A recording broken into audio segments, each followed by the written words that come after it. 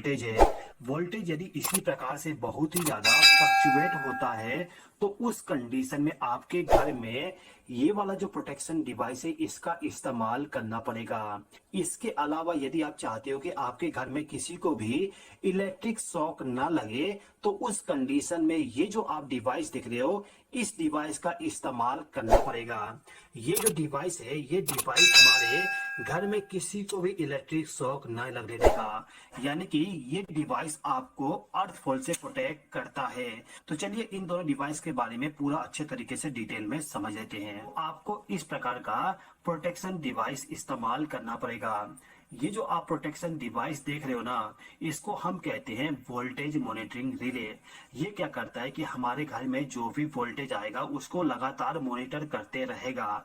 यदि इस डिवाइस को ये लगता है कि आपके घर में जो वोल्टेज आ रही है वोल्टेज यदि बढ़ गया है या फिर वोल्टेज कम हो गया है तो उस कंडीशन में ये डिवाइस आपके घर के पावर सप्लाई को पूरा का पूरा बंद कर देगा। ओके, इसके अलावा ये जो डिवाइस है ये डिवाइस आपके घर में ओवर करंट से भी प्रोटेक्ट करेगा। जैसे कि मैंने आपको बताया आपके घर में जो पहला फॉल्ट होता है वो होता है ओवर करंट का, तो ओवर करंट से भी ये डिवाइस आपको प्रोटेक्शन प्रोवाइड कर देगा। ओके, इसके अलावा यदि आप चाहते हो कि आपके घर में किसी को भी इलेक्ट्रिक शॉक ना लगे तो आप आपके घर में इस प्रकार का प्रोटेक्शन डिवाइस इस्तेमाल कर लीजिएगा।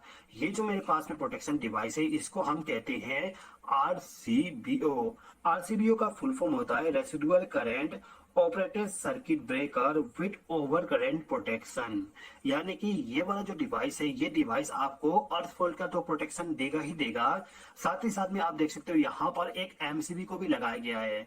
यानी कि ये वाला जो डिवाइस है ये डिवाइस आपको अर्थ फॉल्ट, ओवर करंट और साथ ही साथ में शॉर्ट सर्किट का भी प्रोटेक्शन प्रोवाइड करता है। तो कुल मिला के आपको केवल ये दोनों डिवाइस इस्तेमाल करना पड़ेगा और इन दोनों डिवाइस का इस्तेमाल करने के बाद आपके घर में पूरा इलेक्ट्रिकल प्रॉब्लम से प्रोटेक्शन मिल जाएगा। ओके, अब यहाँ पे जो मेरे पास में ये जो वोल्टेज मॉनिटरिंग रिले है और ये जो मेरे पास में अर्थ फॉल से प्रोटेक्ट करने वाली जो आरसीबीओ है इन दोनों को सीएनसी कंपनी के द्वारा बनाया गया है। अब यहाँ पे जो हमारा प्रोटेक्शन डिवाइस है कैसे काम करता है इसको समझने के लिए इसका वायरिंग कर देते हैं। वायरिंग करने के टाइम आप हमेशा ये ध्यान दीजिएगा कि जो आपका वोल्टेज मॉनिटरिंग रिले है इस रिले को आरसीबीओ से पहले लगाइएगा। यानी कि आपके घर में जो इलेक्ट्रिक पोल से यानी कि आपके एनर्जी मीटर से जो पावर सप्लाई आ रही है, मान लीजिए कि यहाँ पर जो ब्लू वायर और ब्लैक वायर है इसके द्वारा हमारे घर में पावर सप्लाई आ रहा है। अब इन दोनों वायर को आपको ले जाके क्या करना है कि आपका जो वोल्टेज मॉनिटरिंग रिले है इसके ऊपर वाले टर्मिनल पे आप देखोगे यहाँ पर इन लिखा हुआ है, तो जिस साइड इन लिखा हुआ है उस साइड में आप क्या करिए कि जो आपका फेस सप्लाई वाली वायर है और जो न्यूट्रल सप्लाई वाली वायर है इन दोनों वायर को ले जाके कनेक्ट कर दीजिए। ओके, अब इस वोल्टेज प्रोटेक्शन डिवाइस के आउटपुट टर्मिनल पर आप एक वायर को कनेक्ट कर दीजिएगा। आप देख सकते हो यहाँ पर एल लिखा हुआ है, एल का मतलब कि फेस सप्लाई आपको यहाँ पे मिलेगा। तो एक वायर को यहाँ से कनेक्ट करके आप क्या करिए कि इस वायर का जो दूसरा सिरा है इसको ले जाके आपका जो आरसीबीओ है, आरसीबीओ के एक जगह पे आपको दिखेगा एल लिखा हुआ है, वहां पे आपको फेस सप्लाई नहीं कनेक्ट करना है। उसके बगल में जो दूसरा टर्मिनल होगा उस टर्मिनल के साथ आप इस वायर को कनेक्ट कर दीजिएगा। तो इस आरसीबीओ को मैंने फेस सप्लाई प्रोवाइड कर दिया। अब यहाँ पे जो मेरा वोल्टेज मॉनिटरिंग रिले है इसके आउटपुट टर्मिनल पर आप देखोगे यहाँ पर न्यूट्रल वाला टर्मिनल है, तो इस टर्मिनल के साथ आपको एक वायर को कनेक्ट करना होगा और इस वायर के दूसरे सिरे को लेके जाना है और जो आपका आरसीबीओ है उस आरसीबीओ के न्यूट्रल वाले टर्मिनल से आपको पावर सप्लाई ले जाके आपके घर में कनेक्ट करना होता है। फिलहाल के टाइम पे मैं क्या करता हूँ कि ये जो लैंप है इस लैंप के दोनों वायर को ले जाके मैं इस आरसीबीओ के साथ कनेक्ट कर देता हूँ, जिससे कि मैं आपको हर एक चीज आसानी से एक्सप्लेन कर सकूं। तो आपको केवल कनेक्शन इतना ही करना होता है। अब यहाँ पे मैं पावर सप्लाई को ऑन कर देता हूँ। पावर सप्लाई को ऑन करने के बाद आप देखोगे ये जो मेरा डिवाइस है इस डिवाइस के ऊपर में वोल्टेज शो करने लगा। अभी के टाइम पे आप देख सकते हो 231 वोल्ट, आगे पीछे थोड़ा बहुत हो रहा है, इतना वोल्टेज यहाँ पे शो कर रहा है। ओके, इसके बाद इसके नीचे में ये जो ग्रीन वाला डिस्प्ले इस पे आपको करंट देखने को मिल जाएगा, यानी कि आपके घर में कितना एम्पियर करंट फ्लो हो रहा है पूरा यहाँ पर शो किया जाएगा। ओके, अभी फिलहाल के टाइम पे आप देख सकते हो ये वाला बंद है, तो यहाँ पे कोई भी करंट को शो नहीं किया जा रहा है। इसको मैं एक बार ऑन कर देता हूँ। ऑन करने के बाद हमारा लैंप ऑन हो गया, लेकिन यहाँ पे अभी भी कोई भी करंट शो नहीं किया जा रहा है।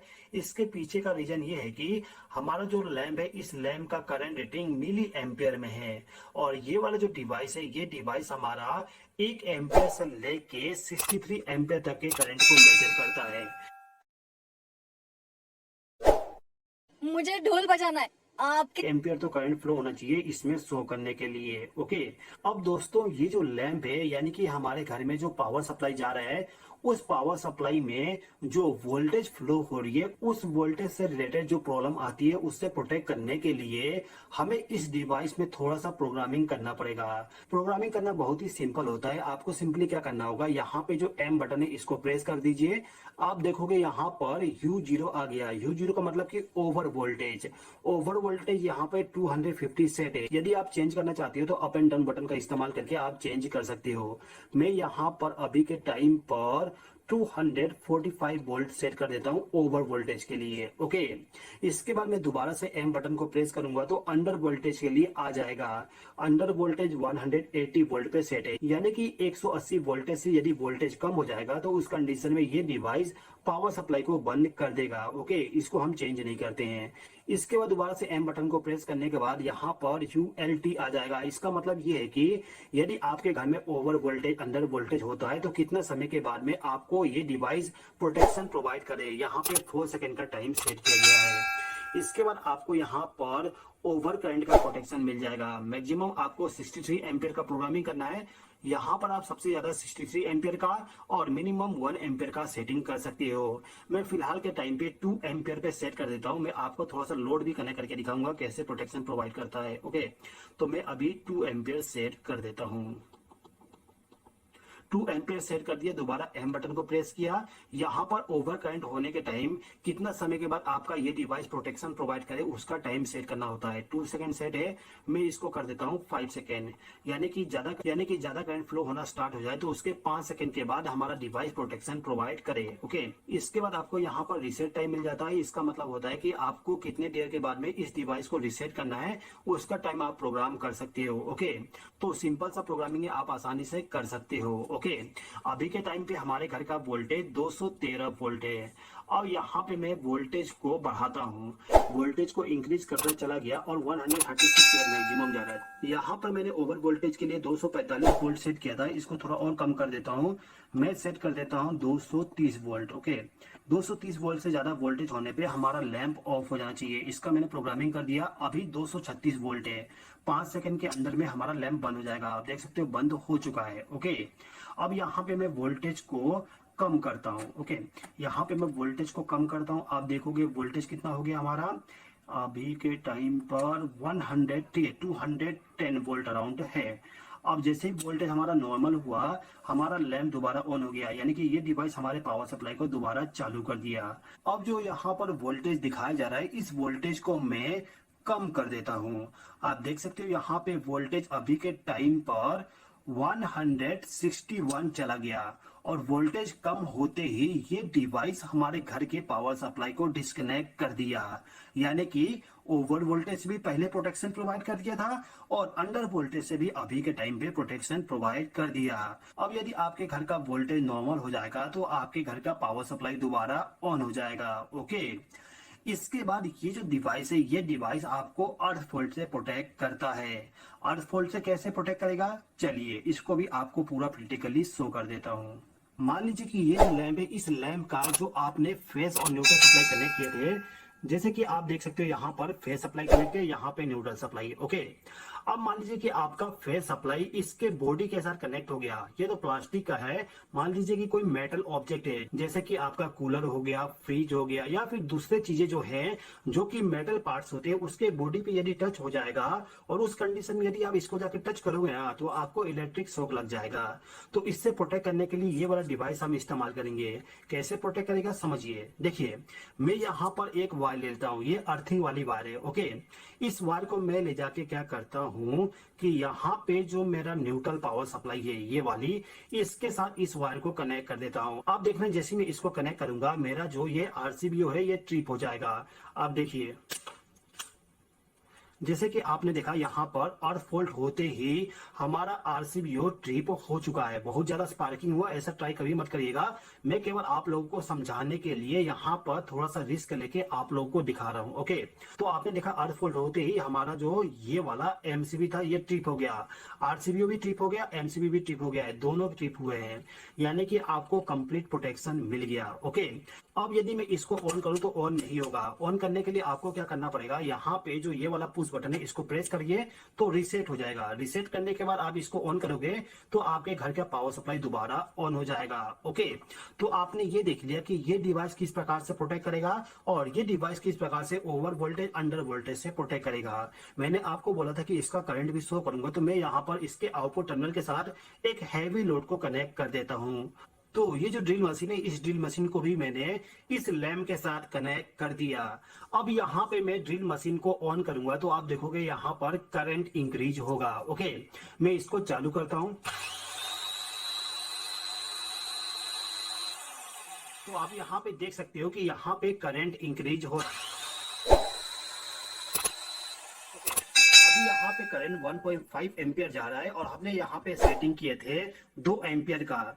ट्रिपिंग में अभी आपको शो नहीं कर पा रहा हूँ तो मैं इसको क्या करता हूँ कि करंट रेटिंग को कम कर देता हूँ। करंट को कम करने के लिए हमें जाना पड़ेगा I0 पे। 2 एम्पियर सेट है, इसको मैं कम करके 1 एम्पियर कर दिया, प्रोग्राम को सेव करके बाहर निकल के आ गया। अब मैं दोबारा ऑन करूंगा, आप देखना 1 एम्पियर करंट फ्लो होगा।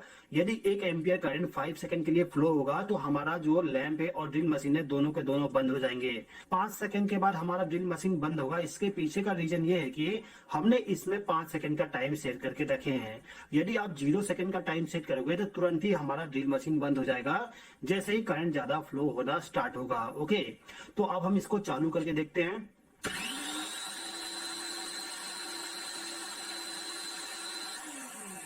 जैसे कि आपने देखा कि जो हमारा करंट था वो 1.5 एम्पियर तक चला गया था, तो उस कंडीशन में हमारा ड्रिल मशीन और लैंप बंद हो गए थे। अब दोबारा चालू हो गया क्योंकि हमने ड्रिल मशीन को बंद करके रखे हैं। दोबारा मैं इसको चालू करता हूं, आप देखना करंट ज्यादा होने के बाद लैंप और ड्रिल मशीन ऑटोमेटिकली बंद हो जाएगा।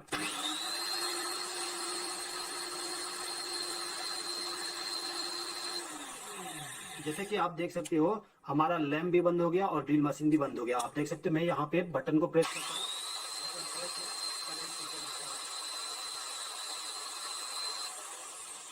आप देख सकते हो मैंने बटन को प्रेस करके रखा हूँ। अभी हमारा लैंप ऑफ है। दोबारा